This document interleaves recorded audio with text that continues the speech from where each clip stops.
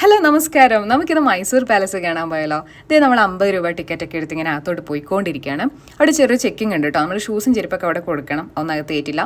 പിന്നെ നല്ല മനോഹരമായിട്ടുള്ള വലിയൊരു പൂന്തോട്ടം, വലിയ 2 അമ്പലങ്ങളൊക്കെ ഇതിനകത്ത് തന്നെ ഉണ്ട്. ഇത്രയും ഭംഗിയുള്ള കാഴ്ച എന്താ അല്ലേ? അപ്പോൾ ഇതിനകത്ത് കയറി എന്തായിരിക്കും? വാ നമുക്ക് നോക്കാം. അങ്ങനെ നമ്മൾ അകത്ത് കയറി. എന്ത് ഭംഗിയല്ലേ കാണാൻ. നമ്മുടെ വീടിനൊക്കെ സെൻട്രൽ ഹാളില്ലേ, അതുപോലെ ഈ കൊട്ടാരത്തിൻ്റെ സെൻട്രൽ ഹാളാണിത്. ദർബാർ ഹാൾ എന്നാണ് ഇതിൻ്റെ പേര്. ഇവിടെയാണ് വലിയ വലിയ ആൾക്കാരൊക്കെ രാജാവിന് മുഖം കാണിക്കാൻ വന്നിരുന്നത്. എന്ത് ഭംഗിയല്ലേ.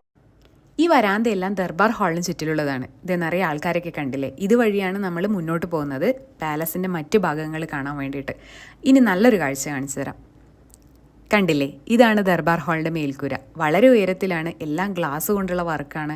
വലിയ ലൈറ്റുകളൊക്കെ താഴേക്ക് കൊടുത്തിട്ടുണ്ട്. ഫ്ലോറിംഗ് എല്ലാം ഭംഗിയായിട്ട് മെയിൻറ്റെയിൻ ചെയ്തിട്ടുണ്ട്.